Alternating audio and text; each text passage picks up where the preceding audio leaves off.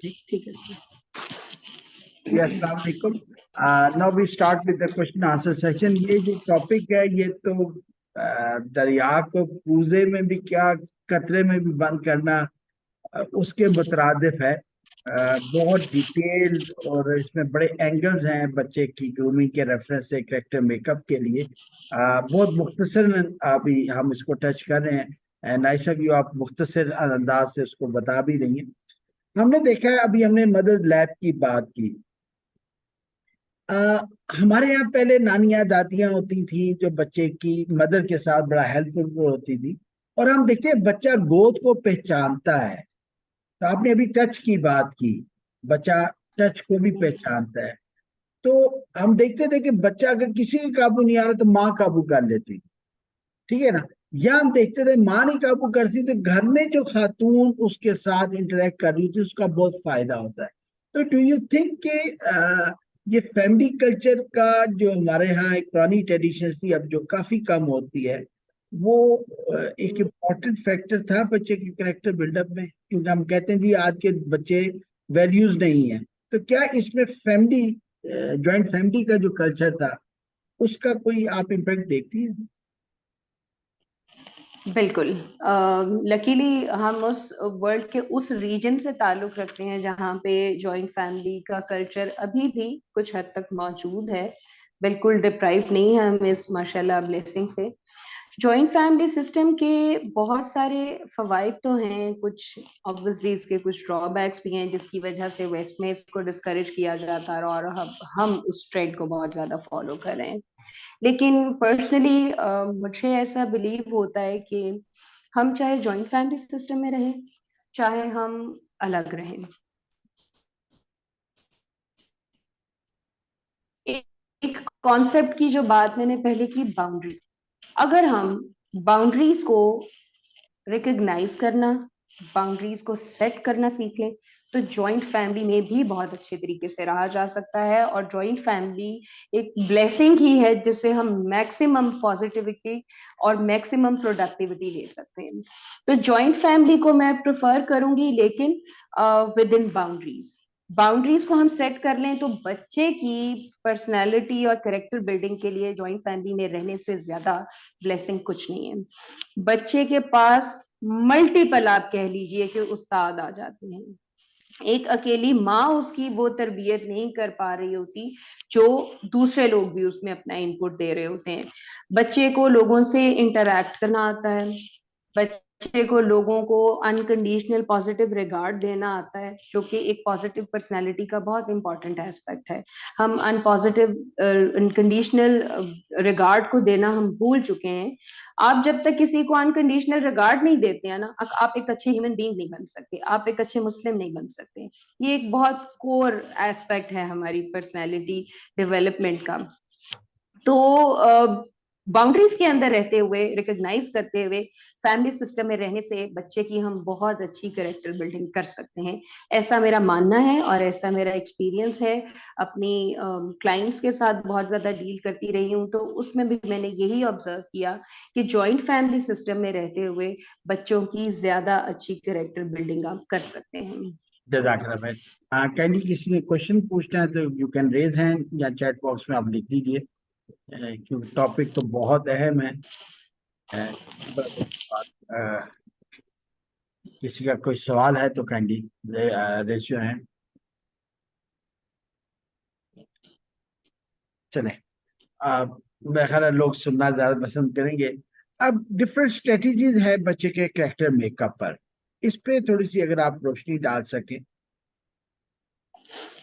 Sir overall चूंकि आज का टॉपिक हमने स्टार्ट किया कि हम अब इसको इंशाल्लाह, अगर आप इजाजत दें तो हम इसको सीरीज में करेंगे, स्टेजेस में। हर स्टेज के डिफरेंट इश्यूज हैं, हर स्टेज पे करने वाली techniques, implementation for character building जो है वो डिफरेंट है।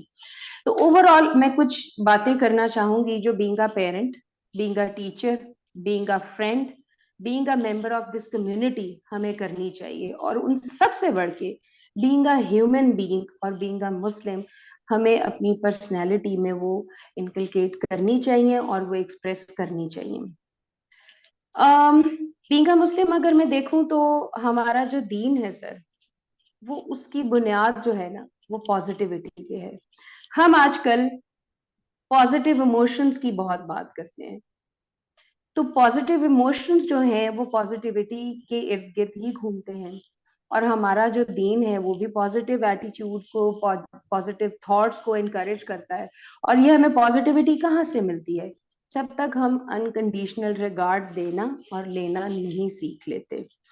तो एक तो ये बात हो गई, हमें अपने एटीट्यूड्स, अपनी थिंकिंग, अपनी थॉट्स जो हैं वो पॉजिटिव रखेंगे तो हम पॉजिटिव इमोशंस को एक्सपीरियंस कर सकेंगे। हम being a human being, being a teacher, being a parent, मुझे ऐसे लगता है कि हमारे में एम्पैथी की बहुत कमी आ गई है। पिछले दिनों आपकी मेरी डिस्कशन हो रही थी मॉब मेंटेलिटी के हवाले से, जो chaos चल रहा है इस वक्त कंट्री में भी।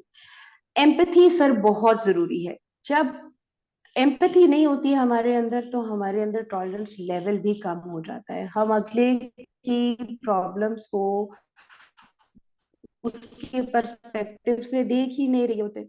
तो हम एम्पैथी जितनी ज्यादा डेवलप करेंगे, हम एक तो अच्छे ह्यूमन बीइंग बनेंगे, हम अच्छे पेरेंट बन सकते हैं, हम अच्छे टीचर बन सकते हैं, हम अच्छे फ्रेंड बन सकते हैं। एम्पैथी बहुत जरूरत है। एम्पैथी को मैं थोड़ा सा ये जरूर बताना चाहूंगी कि सिंपैथी से थोड़ा सा डिफरेंट है।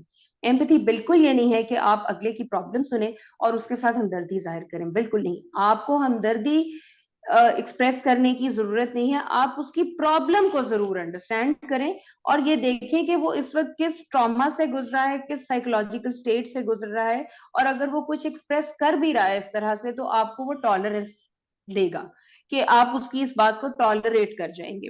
तो टीचर्स, मुझे ऐसा लगता है कि टीचर और स्कूल का जो एडमिनिस्ट्रेटिव स्टाफ है, इनको अपनी पर्सनैलिटी में एम्पैथी जरूर लेकर आनी चाहिए। ये आपको टॉलरेंस सिखाती है।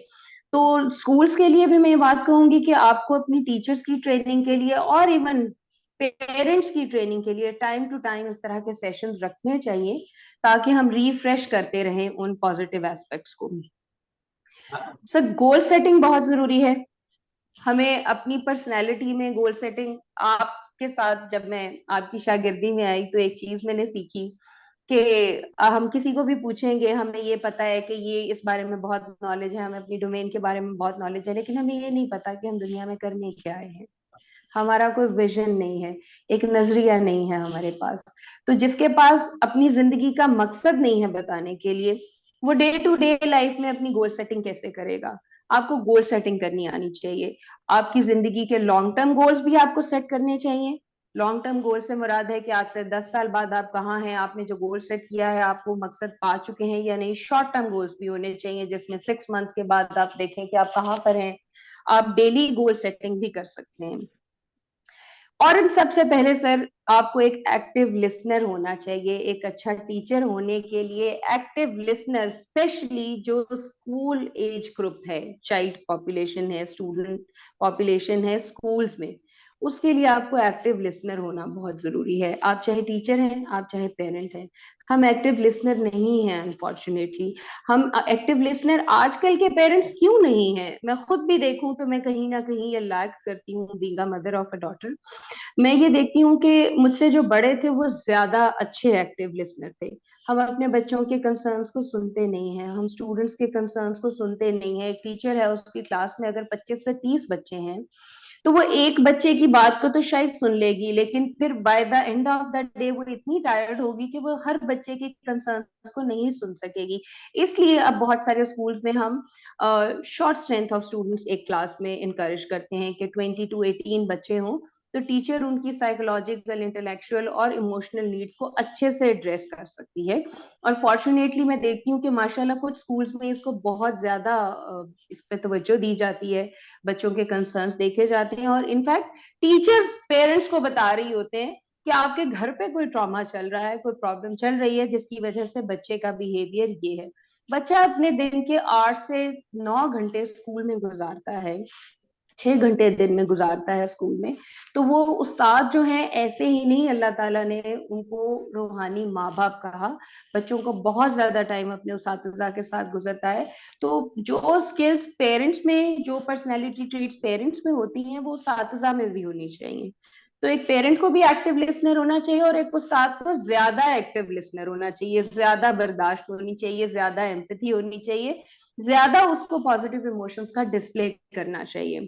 तो और इसके अलावा सर जो बात करूंगी मैं आईटी के हवाले से, आपने कहा कि हमें आईटी का एक्सपोजर बहुत ज्यादा है, बच्चों के पास गैजेट्स हैं बहुत ज्यादा, इसकी वजह से बहुत ज्यादा हमें अच्छी चीजें भी मिल रही हैं देखने को, प्रोडक्टिविटी भी है, लेकिन इसके ड्रॉबैक्स फिल वक्त हमारी कम्युनिटी में सर ज्यादा है। तो उसके लिए मैं एक छोटी सी बात, ऑल्दो ये एक बहुत बड़ा टॉपिक है, मैं छोटी सी एक बात कहूंगी आज, एक टास्क देती हूँ मैं पेरेंट्स को और टीचर्स को, स्पेशली जो यंग मदर्स हैं उनको। आप कॉन्शियसली देखिए कि आपका बच्चा जब आपके अराउंड होता है तो आपका अपने फोन, अपने टीवी, अपने लैपटॉप के साथ कितना एक्सपोजर होता है। हम पेरेंट्स को जब पूछते हैं तो वो स्ट्रेट अवे कहते हैं नहीं नहीं, मैं तो मोबाइल नहीं यूज करती, या मैं बच्चे को मोबाइल तो नहीं देती। लेकिन आप कॉन्शियसली अनकॉन्शियसली बच्चे को मोबाइल देती हैं, किस तरह से? आप बच्चे को चाहे मोबाइल अलाउड ना करती हो, लेकिन जब बच्चा आपके पास बैठा है और आप फोन यूज कर रहे हैं, आप टीवी देख रहे हैं, आप लैपटॉप यूज कर रहे हैं, तो इक्वली एक्सपोजर है बच्चे का भी। कॉन्शियसली अनकॉन्शियसली वो इनपुट ले रहा है, उसको वो फीडिंग हो रही है उस इंफॉर्मेशन की जो आप ले रही हैं उस गैजेट से। यंग मदर्स हैं जिनके छोटे बच्चे हैं, वो घर भी देखती हैं सारा दिन गुजार के, जब वो रात को बच्चे को सुलाने के लिए लेटी हैं या बच्चे के साथ मी टाइम भी इनफैक्ट कर रही होती हैं, तो खवातीन, ये मैं आपको रियल लाइफ एग्जांपल्स बता रही हूँ, खवातीन का कहना होता है, मैंने कहा ये आप वीडियोस बनाती हैं, कंटेंट क्रिएटर हैं, तो आप किस वक्त ये करती हैं? उन्होंने कहा जब मैं अपने बच्चे को सुलाने के लिए जाती हूँ, उस टाइम पे मेरा ये मी टाइम होता है। तो आप देखिए कि मी टाइम की डेफिनेशन भी आज की एरा में चेंज हो चुकी है कि अगर वो मोबाइल पे टाइम स्पेंड कर रही हैं रील्स और टिकटॉक्स को देखने में, तो ये उनका मी टाइम है। अच्छी बात है, लेकिन उस मी टाइम को थोड़ा सा पॉजिटिवली यूज करना चाहिए। अगर आप अच्छा फ्रूटफुल कंटेंट देख रही हैं तो फिर तो ये बहुत अच्छा मी टाइम है। जो मी टाइम आप अपना गैजेट के साथ गुजार रही हैं वो बच्चे को भी इक्वली इफेक्ट कर रहा है। तो ये सारी इंफॉर्मेशन जो आप ले रही हैं वो बच्चे में भी जा रही है। तो थोड़ा सा आप आज थोड़ा सा रिविजिट कीजिए, रिफ्लेक्ट कीजिए कि इन 24 आवर्स में आपका एक्सपोजर मोबाइल पे, गैजेट्स पे कितना है। जितना आपका एक्सपोजर है उतना ही बच्चे का भी एक्सपोजर है। हम समझते हैं कि हम जो बातें दिन में डिस्कस करते हैं बच्चों के सामने नहीं करते, लेकिन बच्चों को उस बारे में नहीं पता, बच्चों को बिल्कुल उस बारे में पता होता है, क्योंकि आप कॉन्शियसली अनकॉन्शियसली बच्चे को एक्सपोजर दे रहे हैं। तो आप अपने गैजेट और स्क्रीन टाइम को थोड़ा सा मॉनिटर कीजिए और जजाकल्लाह। उस पर क्या कंटेंट देख रहे हैं उसको मॉनिटर कीजिए। जजाकल्लाह, आपने हमें टिप्स भी दिए। मेरा रिक्वेस्ट होगी अगर किसी का क्वेश्चन है तो काइंडली आपका यू में जी, अस्सलाम वालेकुम। वालेकुम अस्सलाम। जी, अबरार अहमद खान मैं हूँ और president all Pakistan private school management association.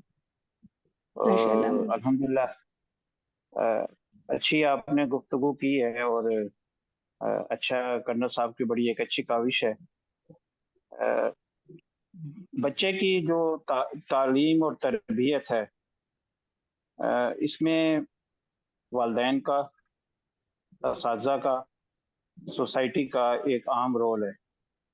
ख़ास तौर पे वालदा और वालिद का तो एक बहुत अहम किरदार है बच्चे की तालीम और तरबियत के हवाले से। और फिर वो माहौल है कि जिस माहौल में बच्चा परवरिश पाता है, क्या हम समझते हैं कि वो माहौल हम बच्चे को प्रोवाइड करने में कामयाब हुए हैं, जिसकी वजह से एक अच्छा इंसान, एक बाकिरदार मुसलमान, एक अच्छा पाकिस्तानी हम जो है वो उसको एक पैदा कर सकें, ऐसी शख्सियत को। और जो कि आपने मैडम ने ये बात की है कि हमारा अपना रोल, हमारा किरदार बच्चे के सामने दोहरा होता है, डबल स्टैंडर्ड होते हैं। और बाज़ औक़ात हम बच्चे को लालच देते हैं किसी काम के लिए कि जनाब, मकसद ये होता है कि बच्चे को तरगीब देना कि बेटा मैं आपको ये करूँगा, आपको इनाम दूंगा और आप ये काम करें। हालांकि ये नबी करीम सल्लल्लाहु अलैहि वसल्लम ने भी मना फरमाया है और इसको झूठ से ताबीर किया है कि बच्चे को खुश करने के लिए उसको लालच देना और फिर वो उसको इनाम का कहना कि जी ये काम करोगे तो मैं तुम्हें इनाम दूंगा, और फिर उससे फिर जाना। तो नबी करीम सल्लल्लाहु अलैहि वसल्लम ने इसको झूठ से कहा कि जिस शख्स ने बच्चे से कहा कि आ जाओ मैं तुम्हें ये चीज दूंगा और फिर उसे कुछ ना दिया, तो ये भी झूठ है। एक है हमारा माहौल कि जिसके अंदर बच्चा परवान चढ़ रहा है, और एक है तालीमी इदारा। पहली अव्वलीन जिम्मेदारी तो वालिदैन की है और उसके बाद ये एक तालीमी इदारे की जिम्मेदारी है। अब बच्चे ये जो हालात हैं, ये जो माहौल है, बच्चे की तरबियत के लिए आइडियल नहीं है।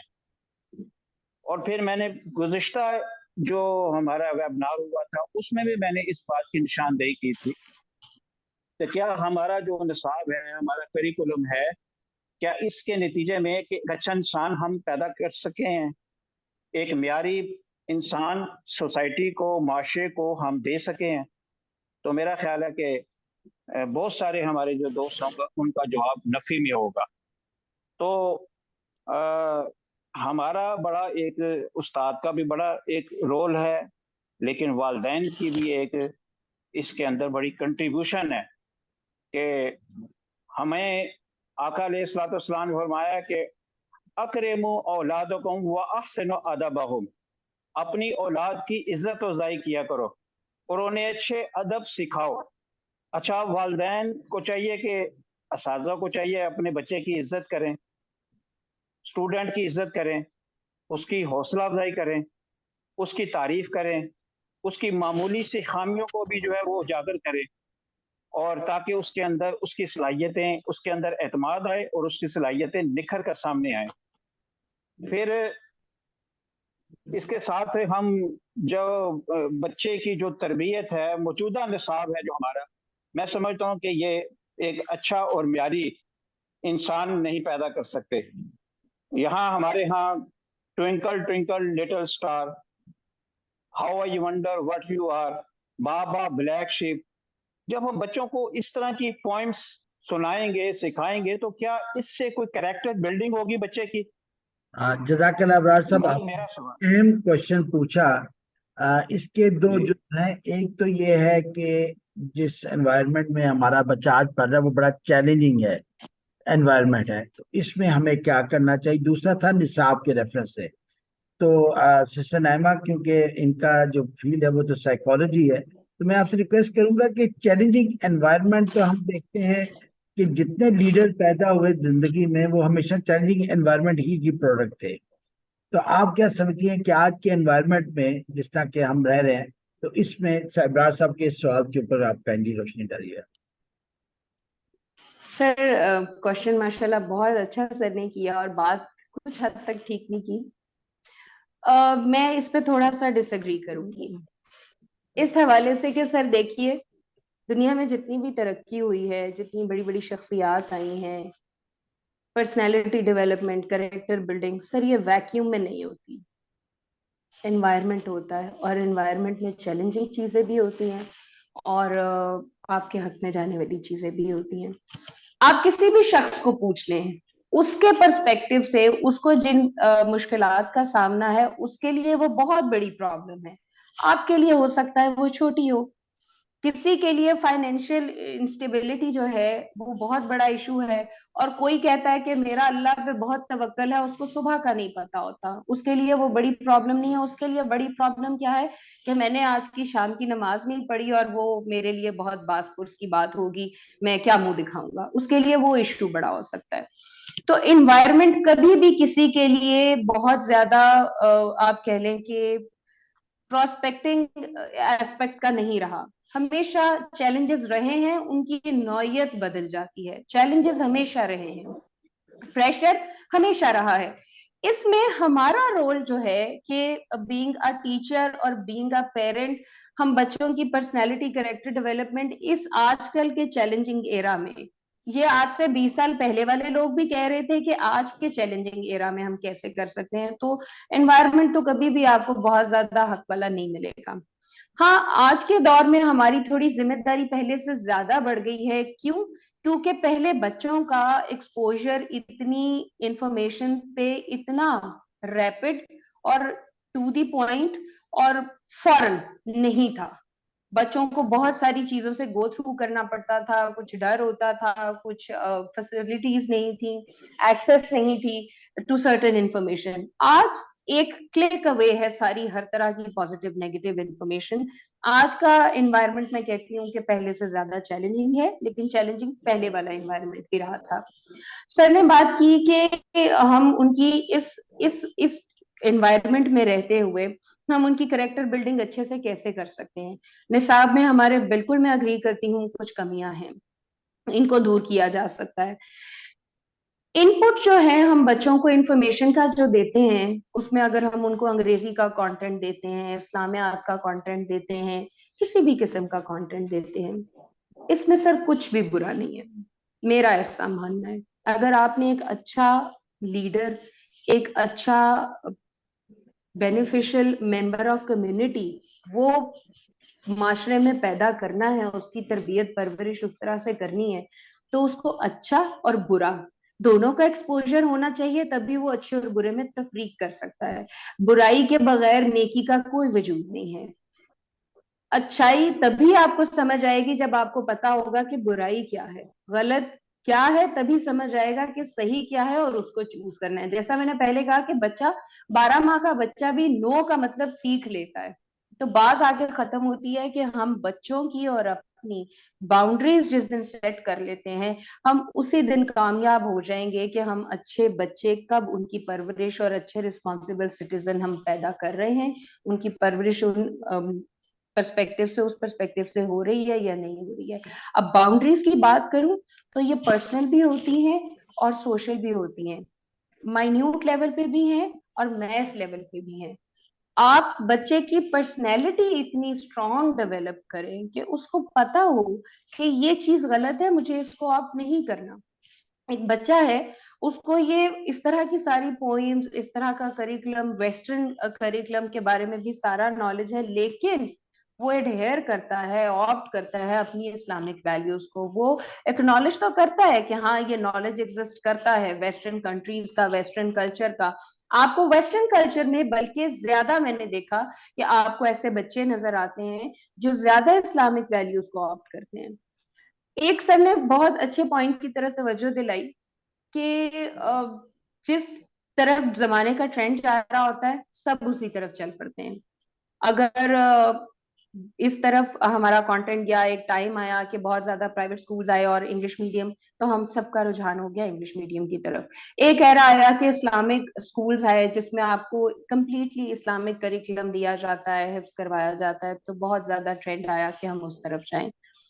जबकि हमारा दीन तो जो है वो मॉडरेशन को सिखाता है, एतदाल पसंदी को सिखाता है। एतदाल पसंदी और इल्म तो किसी भी किस्म का हो वो गलत नहीं है, वो लेना चाहिए। नॉलेज नॉलेज है, उसको आपने ऑप्ट करना है, उसको प्रैक्टिस करना है, इट्स अप टू यू। ये हमें अपने बच्चों को जरूर सिखाना है। नॉलेज बच्चों को देना हमारा काम है, उसको सही और गलत में तफरीक करने सिखाने की एबिलिटी पैदा करना हमारा काम है। फिर आप अल्लाह के हवाले उसको कीजिए, बच्चे बिल्कुल सीखेंगे। जब हम अपनी बाउंड्रीज डिस्प्ले करेंगे, हमारे घर में अगर एक कंटेंट ये भी दिखाया जाता है, ये भी दिखाया जाता है, ये भी दिखाया जाता है, और बच्चा देखता है कि मेरे पेरेंट्स इसको ऑप्ट करते हैं, तो बच्चे को भी पता होगा कि इसको ऑप्ट करना है। हम बाजार जाते हैं, छोटी सी एग्जांपल देती हूँ, हम बाजार जाते हैं बच्चे को साथ लेके, लोग अक्सर जाते हैं शॉप्स पे जाते हैं, जैसे रमजान है खजूरें लेने गए, सपोज आपने वहां पे एक दो खजूरें उठा के मुंह में डाल ली, बच्चे ने देखा कि ऐसे जाके करना नॉर्मल है, इट्स ओके। बच्चे ने भी दो तीन खजूरें उठा के डाली, आपने बगैर इजाजत उठाई, तो ये चोरी है, ये अमानत में खयानत है। ये कॉन्सेप्ट हम बच्चों को नहीं दे रहे। हम जो डिस्प्ले कर रहे हैं बच्चे भी वही सीख रहे हैं। तो हमारी अपनी क्या पर्सनैलिटी ट्रेड्स हैं, हम कौन से एथिक्स का मुजाहरा करते हैं, बच्चे भी वही सीखेंगे। अल्लामा इकबाल की वालदा ने उनकी किन पैटर्न्स पे परवरिश की वो हम सब जानते हैं। अगर हम अपनी नीयत साफ रख के अच्छी कोशिश करते रहेंगे, पॉजिटिव कोशिश करते रहेंगे और पॉजिटिव पर्सनैलिटी ट्रेड्स को एग्जिबिट करते हैं, तो सर व्हाई नॉट, बिल्कुल बच्चों की परवरिश हम कर सकते हैं पॉजिटिव ग्राउंड्स पे और राइट प्रिंसिपल्स पे। हमें सबसे पहले अपनी पर्सनैलिटी को रिविजिट करने, रिफ्लेक्शन देने की जरूरत है कि हम क्या कर रहे हैं। बच्चे तो वही सीखेंगे। बाकी एनवायरनमेंट की हम बात करें तो ये आने वाला दिन पहले से ज्यादा मुश्किल होगा। हालात इसी तरह से हैं जिस नहज पे जा रहे हैं। आपको डिस्प्ले करना है कि बच्चे ने घर से सीख के आना है, फिर उसके बाद उसने स्कूल में सीखना है कि मेरा टीचर क्या करता है। स्ट्रांग पर्सनैलिटी होगी तो आप किसी भी किस्म की इंफॉर्मेशन का एक्सपोजर दे दें, बच्चा राइट चीज को ही ऑप्ट करेगा। जज़ाकल्लाह बहन, आपने बहुत अगर मैं इसको समराइज करूं तो बेसिकली एक तो कंटेंट करिकुलम, जो सिंगल नेशनल करिकुलम, वो कंटेंट देता है हमें। बच्चे के कैरेक्टर जो है वो कंटेंट से डेवलप नहीं होता, वो तो आईक्यू के ऊपर काम कर रहा है। असल है हिडन करिकुलम, आपका लर्निंग एनवायरनमेंट जो घर में या स्कूल में एक एकेडमिक एडमिनिस्ट्रेटर या एक सिस्टम क्रिएट करता है। जैसे हमारे यहाँ ये एडिट स्कूल, जहाँ से हमारे यहाँ पॉलिटिशियंस और ब्यूरोक्रेट्स निकलते हैं, लाइक एचसन हो गया, सादी पब्लिक स्कूल हो गया, वहाँ का टोटली हिडन करिकुलम डिफरेंट है। और अब देखते हैं उन बच्चों में उनका एक्सपोजर ही डिफरेंट होता है। फिर हम इस्लामिक स्कूल्स का देखते हैं तो उनका हिडन करिकुलम काफी ओबीडियंस वाला होता है, क्वेश्चनिंग वाला नहीं होता। रूल्स फॉर्मल्स में आप चले जाएं, बीकन में चले जाएं, तो इनका आप करिकुलम देखेंगे तो काफी ही hidden curriculum is basically western curriculum. उस तरफ आपको ट्रेंड ज्यादा मिलता है, सिटी स्कूल में आपको नॉर्मल मिलता है। तो असल जो कैरेक्टर है वो बेसिकली हिडन करिकुलम में है, जो कि academic administrator with the help of teacher create करता है। हमारे पास एक क्वेश्चन है, मेरे ख्याल हैदर भाई ने किया कि मोस्ट ज्यादातर बच्चे मोबाइल का इस्तेमाल करते हैं, इसको कैसे हम अवॉइड कर सकते हैं या डील कैसे कर सकते हैं? Thank you sir. ये एक ऐसा टॉपिक था जिस पे मैं जरूर थोड़ी सी बात करना चाहती थी, प्रैक्टिकली अगर सोल्यूशन देना चाहूँ तो। देखिए, बच्चों को हम गैजेट्स नहीं देंगे आज के एरा में तो ये हम उनके साथ थोड़ी सी ज्यादती करेंगे, और ये पॉसिबल भी नहीं है। जो हमारा 24/7 का एनवायरनमेंट है, एक्सपोजर है, बच्चे को हम नहीं देंगे, उसकी क्यूरियोसिटी को हम नहीं एड्रेस करेंगे, तो वो स्कूल में जाएगा, वो गलत हाथों में गलत एक्सपोजर लेगा। तो हम उसको टेक्नोलॉजी का, गैजेट्स का एक्सपोजर खुद से क्यों ना दें। उसके लिए हम कुछ चंद एक टिप्स एंड ट्रिक्स हैं जो मैं शेयर कर देती हूँ। डिटेल में हम इंशाल्लाह इसको नेक्स्ट सेशन में करेंगे। सबसे पहले तो आप देखिए कि आप बच्चे के साथ में बाउंड्रीज तय कर लीजिए कि बच्चे को कंटेंट कौन सा दिखाया जाएगा। लाइक अगर मैं अपनी बेटी के पर्सपेक्टिव से बात करूं तो मेरी बेटी 8.5-9 साल की है। उस पे मेरा और एक मुआहदा हो चुका है कि आप यूट्यूब नहीं देखेंगी, आपने कंटेंट जो देखना है वो मामा अप्रूव करेंगी। उस पे मैंने उसके साथ कुछ डिस्कशन, उसका पर्सपेक्टिव सुनने के बाद आप पहले ये जरूर देखिए कि आपका बच्चा देखना क्या चाहता है। आप खुद से इम्पोज ना कीजिए, उसकी बात को सुनिए। उसका फायदा ये होगा कि बच्चे को पता होगा कि हाँ, मुझे सुना जाता है, मेरे वालिदैन मेरे लिए केयर करते हैं और मेरी पसंद नापसंद उनके लिए माने रखती है। फिर उसको डिस्कस कर लीजिए। यूट्यूब की एक्सेस नहीं है मेरी बेटी के पास, क्योंकि उसको मैंने बताया है कि आपने कार्टून सीरीज देखनी है, एनिमेटेड सीरीज देखनी है, ओके, हम दोनों बैठ के देखेंगे। उस पर हमने कुछ नेटफ्लिक्स की सीरीज डाउनलोड की हुई हैं, कुछ डॉक्यूमेंट्रीज दी हुई हैं।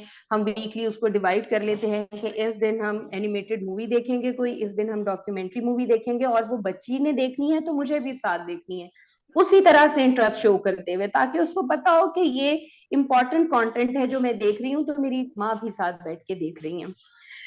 एक तो आप कंटेंट पे बच्चों के साथ म्यूचुअल एक पैटर्न सेट कर लीजिए कि ये कंटेंट वो देखेंगे और ये कंटेंट जो है उनको अलाउड है और इतने टाइम पे अलाउड है। हफ्ते में कोई एक दिन सेट कर लीजिए, दिन में कोई 1 घंटा डिसाइड कर लीजिए कि बच्चों को क्या गैजेट दिया जाना चाहिए। खुली छूट तो कभी नहीं अलाउड होनी चाहिए। उससे ये है फायदा होगा कि बच्चों को भी बाउंड्रीज का थोड़ा सा पता चलेगा कि ये बाउंड्रीज होती हैं और हमें इनको फॉलो करना होता है। आप दिन में सर उनको दे दीजिए 1 घंटा 2 घंटे, कोई एक टाइम डिसाइड कर लीजिए और उसमें वो यही सर्टेन टाइप ऑफ कंटेंट देखेंगे जो उनका एज अप्रोप्रिएट होता है। सेकंड, आप खुद अपना गैजेट का यूज बच्चों के सामने मिनिमाइज कर दीजिए। जब बच्चे ये देखेंगे जो आप उनको बोल के बताते हैं जो आप बच्चों को बोल के बताते हैं, बच्चे उसको उतना फॉलो नहीं करते, जो वो देख रहे होते हैं उसको ज्यादा इमिटेट करते हैं। बल्कि अगर आप खुद उनके सामने यूज कम कर देंगे तो बच्चों को खुद से पता चल जाएगा कि ये बाउंड्री मैंने क्रॉस नहीं करनी क्योंकि मेरे पेरेंट्स नहीं इसको क्रॉस कर रहे हैं। तो ये दो चीजें जो है, टाइम ब्लॉकिंग और कंटेंट मैनेजमेंट जो है, ये आप दो चीजें अगर फॉलो करेंगे तो इसमें आपको थोड़ी सी बेहतरी मिलेगी। इसके साथ साथ एक चीज और लाजमी कीजिए, अगर आप बच्चे का गैजेट यूज कम करवाना चाहते हैं तो बच्चे के साथ बातचीत, अपनी कम्युनिकेशन बढ़ा दीजिए, एक्टिव लिसनिंग को बढ़ा दीजिए, क्योंकि बच्चे को अल्टीमेटली कोई ना कोई टाइम आउटलेट तो चाहिए है अपनी बात को बताने के लिए, इंटरैक्ट करने के लिए। तो वो आप थोड़ा सा टाइम बढ़ा दीजिए। मैं आप लोगों के साथ कुछ, मैं सर के साथ कंटेंट शेयर कर लूंगी। हैदर साहब, मैं आपको भी वो डायरेक्ट लिंक दे दूंगी, कुछ डॉक्यूमेंट्रीज हैं, बच्चों को दीजिए, नए नए कॉन्सेप्ट उनको पता चलते हैं। बच्चों में थोड़ी सी क्रिटिकल थिंकिंग को थोड़ा सा इनहेंस कीजिए, क्रिएटिव थिंकिंग को लेकर आइए। और क्रिटिकल थिंकिंग बच्चों की तभी बढ़ती है जब हम उनको एक्सपोजर टू सर्टेन कंटेंट देते हैं। अगर बच्चा एक बात कर रहा है, बहुत आउट ऑफ द बॉक्स बात कर रहा है, आपकी मोरल ग्राउंड से भी बाहर है, तो उस पर रिएक्ट ना कीजिए, बच्चे की बात को सुन लीजिए। हो सकता है बच्चे का पर्सपेक्टिव डिफरेंट हो लेकिन उसको बात नहीं समझानी आ रही। जब आप उसको पॉजिटिवली रिसीव करेंगे तो उसको पता चलेगा कि मेरी बात सुनी जाती है। और थिंकिंग जो है वो हमेशा डिस्कशन से फैसिलिटेट होती है। तो बच्चों की बात सुनिए, उनको क्रिटिकल थिंकिंग सुनाइए, सिखाइए, ना कि सिर्फ ओबीडियंस, सबमिसिवनेस नहीं सिखाइए, उनको थोड़ी सी क्रिटिकल क्रिएटिव थिंकिंग की तरफ लेकर आइए। तो मैं इंशाल्लाह आप लोगों के साथ लिंक्स भी शेयर कर दूंगी। जज़ाकल्लाह बहन, आपने बहुत मुख्तसर लेकिन बड़े प्रैक्टिकल टिप्स दिए। मैं इसको समराइज कर देता हूँ कि एक तो आपका बच्चे से मिलकर उसकी कॉन्सेंट से बाउंड्री सेटल करे। दूसरा, आपने बड़ी इंपॉर्टेंट बात की कि खुद भी आप सेल्फ डिसिप्लिन का मुजाहरा करें। और तीसरी यह है कि अब जाहिर है बच्चे ने कुछ ना कुछ तो करना है, तो आप गिव हिम प्रॉपर टाइम। जो बच्चे के साथ आपकी इंटरेक्शन बढ़ना चाहिए। हम लोग याद है लूडो खेला करते थे, आज लूडो का, कैरम बोर्ड का कॉन्सेप्ट खत्म हो गया और टीवी ने उसकी जगह ले ली। तो इसमें बेसिकली पेरेंट्स की तरफ से ज्यादा कंट्रीब्यूशन की जरूरत है। बहुत शुक्रिया बहन, बहुत इंपॉर्टेंट टॉपिक, बहुत कम वक्त में आपने इसको समराइज करने की कोशिश की। इंशाल्लाह आपसे रिक्वेस्ट करती हूँ, हम एक सीरीज इस पे प्लान करते हैं साइकोलॉजी के पॉइंट ऑफ व्यू से, इंशाल्लाह स्टेजेस के ऊपर, इसके ऊपर इंशाल्लाह। और उसमें आप आपका डिटेल टाइम, काफी टाइम होगा कि आप स्टेप बाय स्टेप हमें समझा सके। आई इंशाल्लाह। Extend my thanks to the participant as well. इस टाइम पे आप लोगों ने टाइम निकाला, खास तौर पे जबकि लोड शेडिंग का भी इशू बहुत चल रहा है और लोग ईद की तैयारी भी कर रहे हैं। तो इंशाल्लाह ये सीरीज हम कंटिन्यू करेंगे और डिटेल में इसके ऊपर बातचीत करेंगे। जज़ाकल्लाह बहन, इंशाल्लाह, फर्म की जानिब से बहुत शुक्रिया। टाइम निकाला।